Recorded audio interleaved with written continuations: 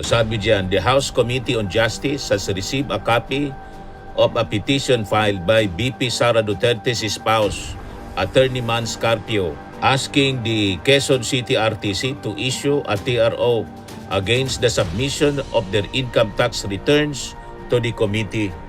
Yan o, naintakutan na po. In his capacity as a Speaker of the House of Representatives, Congresswoman Gerbil Luestro in her capacity as Chairperson of the House Committee on Justice, and Attorney Charlito Martin.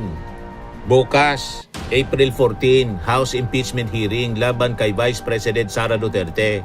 Ito po ay araw ng mga resibo. Ito po ay araw ng mga ebidensya. Ito po ay araw ng katotohanan. Doon po sa mga paratang laban sa kanya, malagang-malaga po. Nagpapagang mga balita at pagtalakay sa mga isyu ng lipunan. Bulsa! Opinyon, banat at paglalantad sa katotohanan. Bulsa! What you see is what you get. You decide. Hello po mga kababayan, si Dante Maravillas. Total panic na po yung kampo ni Sara Duterte. Hindi lang sa Supreme Court nagpasaklolo, pati sa Quezon City RTC, tumakbo na po yung asawa ni Sara Duterte, si Attorney Mans Carpio, para magpasaklolo. Ito na ngayon yung breaking news mga kababayan mula sa GMA News. Sabi diyan, the House Committee on Justice has received a copy of a petition filed by VP Sara Duterte's spouse, Attorney Mans Carpio, asking the Quezon City RTC to issue a TRO against the submission of their income tax returns to the committee. Yan o, naintakutan na po. Na sila, hindi lang sa Supreme Court, pati sa RTC ng Quezon City, nagpasaklolo na po ang kampo ni Sara Duterte, yung asawa mismo. Ayan po yung petisyon. VP Sara husband as Quezon City RTC of TRO versus House Panel Subpena. The husband of Vice President Sara Duterte, Attorney Mans Carpio, has filed a petition before the Quezon City Regional Trial Court asking for a 72-hour or 20-day temporary restraining order against the subpoena issued by the House Committee on Justice in relation to the impeachment complaints. So yan po, Attorney Mans Carpio and Carpio lawyer, petitioners versus Congressman Faustino Boji D in his capacity as a Speaker of the House of Representatives, Congresswoman Gerbil Luestro in her capacity as Chairperson of the House Committee on Justice, and Attorney Charlito Martin Mendoza in his capacity as Commissioner of the Bureau of Internal Revenue as respondents. Sabi diyan sa petition mga kababayan, petitioners by counsel respectfully allege preparatory, the power to issue subpoena is statutory in nature unless explicitly empowered by the Constitution in applicable law. No agency of government has the authority and right to subpoena the records of a private person or entity without notice to nor prior approval of the targeted taxpayer. To do so would violate a person's constitutionally guaranteed right against illegal search, duly reinforced by the right. Wherefore, petitioners respectfully pray the following. 1. Immediately upon filing hereof, an executive 72-hour TRO and/or 20-day TRO be issued enjoining and prohibiting respondents from enforcing, implementing, and/or complying with the subject subpoena dated March 31, 2026. Thereafter, the said TRO be converted to and/or writ of preliminary injunction be issued for the same purpose during the pendency of this case. And 3, after due proceedings, judgment be rendered. A. Prohibiting the compliance, enforcement, and/or implementation of the assailed subpoenas dated March 31, 2026. Nullifying setting aside or annulling Respondents D in Luistro Subpena dated March 31, 2026 and or declaring it null and void ab initio. Pinapa-declare na null and void, mga kababayan. Mantindi po? Talaga niya, Mr. Maravillas, may tinatago. Siyempre, may tinatago talaga po. C. Permanently enjoining, stopping in or prohibiting respondents from enforcing, implementing in or complying with the subject subpena dated March 31, 2026 and declaring inadmissible and without legal effect any document, record, paper, information, or data acquired or produced in connection with the subject subpena dated March 31, 2026. Nataranta po, mga kababayan.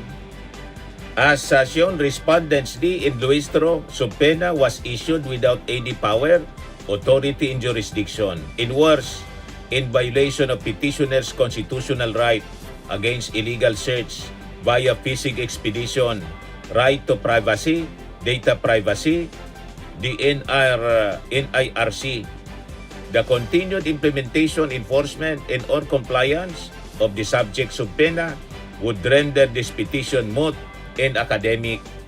Nataranta, mga kababayan, si Mans Carpio. Petition pa man lang po ito, wala pa mang decision ng RTC. Petition pa lang to issue a TRO against the submission of their income tax returns to the committee. Diba? Di ano niya, Mr. Maravillas? Tuloy proceedings bukas. Sabi po ni Terry Ridon, wala pong magkakapigil bukas, April 14, House Impeachment Hearing laban kay Vice President Sara Duterte. Ito po ay araw ng mga resibo. Ito po ay araw ng mga ebidensya. Ito po ay araw ng katotohanan.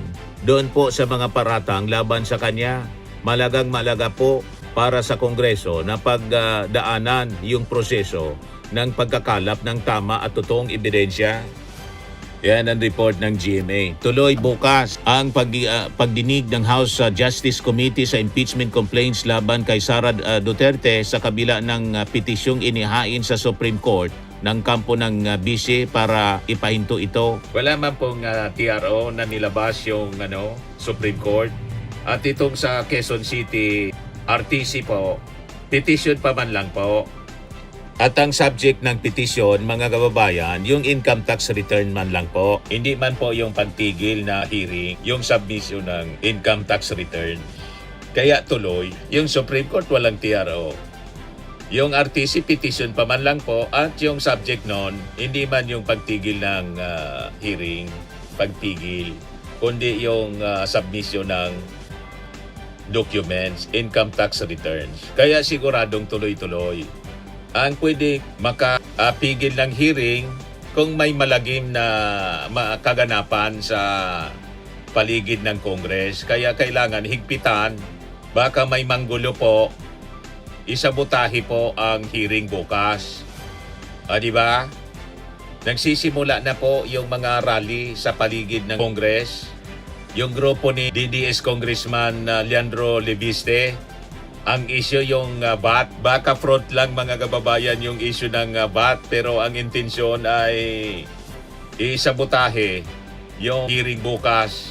At hindi lang po yung grupo ni Leviste, mismo ng grupo ng maisog ni Sara, nandun na po.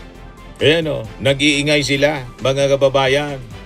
Pakinggan natin, mga kababayan, yung mga sinasabi nila. Galit na po. Ito yung rage na siguro. Grupong rage. Rage coalition na yata ito.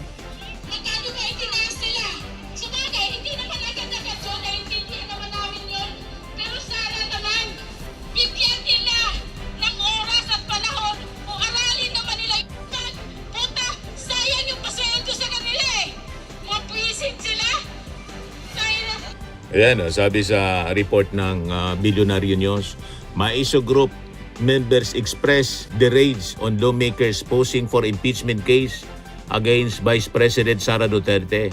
They urge the House of Representatives to focus on energy crisis instead. ginagawa nilang palusot, sangkalan yung energy crisis para itigil yung impeachment. Malabo po, yung energy crisis po, ina-address na ng Executive Department, ng ating Pangulo. Yung impeachment, Committee on Justice, may mandato ang Kongreso na tinigin yung reklamo. Hindi pwede yung ganyang mga palusot. Kaya sabi dito ng mga reactions ng mga netizens, panic mode na ang mga Davao Mafia. Alam na this, lahat ng paghaharang ginagawa. Why not face it para malinaw? Pwede ba mag-utos ang isang RTC sa HOR?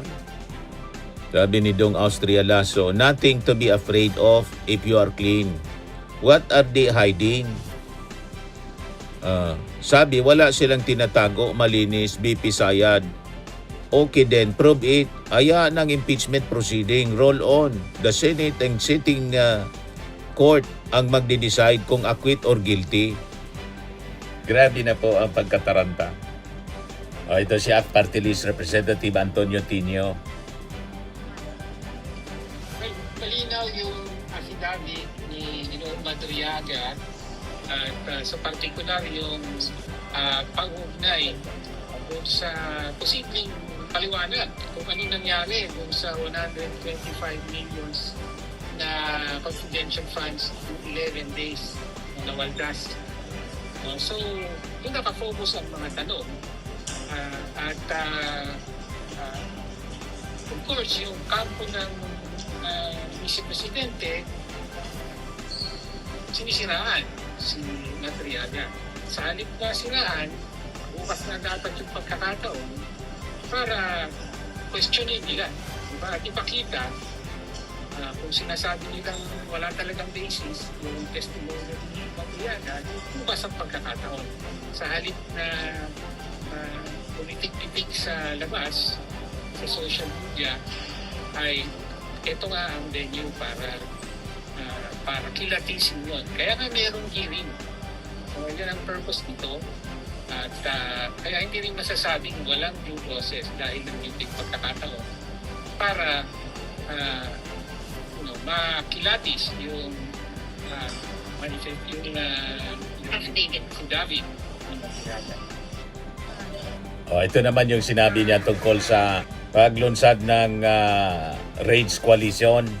Malinaw na May plan B daw. Plan B ang mga Duterte, ito si Baste. So, pinapakita na siguro kabado ang kampo ng mga Duterte na maaaring ma-impeach at magtuloy-tuloy at ma-convict sa Senado ang Vice Presidente. So, mauudlot ang kanyang presidential bid dahil kasama ng impeachment or removal from office ay yung perpetual disqualification. Hindi na pwedeng tumakbo. So, nandiyan ang posibilidad niya kung magtuloy-tuloy ang impeachment hanggang sa trial at conviction. Kaya, ayun pa lang ay meron na pinukontra plan B ang mga Duterte at papatakbo sila ng isa pang kandidato ito ay si Baste. Kaya ginawa siyang presidente ng PDP at meron pa ngayong coalition. Ito ay para bigyan ng national platform ang isa pang Duterte. Pero kailangan malinaw sa atin na politika na naman ito. Pangangampanya ng maaga ng isa pang Duterte. So yun mga kababayan, nagpapasiguro na baka ma-disqualified na si Sara. Si Basti yung kanilang itutulak. Malabo mga kababayan, pag na-convict si Sara, sira ang Duterte brand. Sabi ni Game Jim, alatang takot na si Sara. We go, impeachment is waiting. Sabi ni Erica, why so afraid? Sabi ni Edo Riparip, why is there to fear?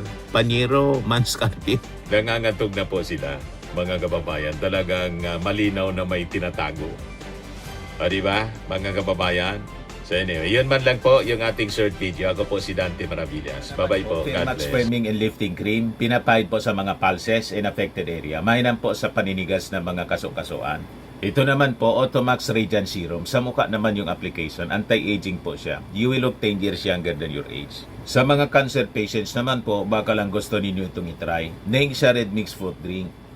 Hindi mo po siya gamot, food supplement siya. Kaya lang, gawa siya mga kababayan sa goji berry. Yung goji berry may anti-cancer properties. O ngayon, yung mga inquiries ninyo, dumiritso na lang kayo sa aming messenger sa Facebook para masagot namin agad. Ayos pa? Ayos na ayos niya, Mr. Maravilla. Sa mga nagana po ng malinis and spacious fitness gym, pumunta lang po kayo sa aming Colossal Fitness Gym.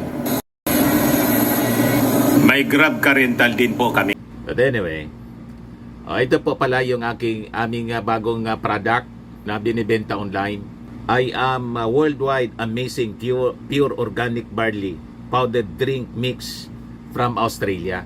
Negosyo to ng aking anak na architect entrepreneur Riz Maravillas. Ayan po. Kontakin na lang po ninyo siya, Riz Maravillas on Facebook. Ang mga health benefits niya, boost immunity, improves digestion, enhance energy levels, packed with antioxidants, prevent cancer. Ito naman po yung bago naming product na binibenta online. Eye Glow Serum, whitening po siya. Tingnan ninyo yung epekto sa aking anak na architect before and now. Yung mga inquiries po ninyo, dumiretso na lang kayo sa kanyang Facebook account, Riz Maravillas.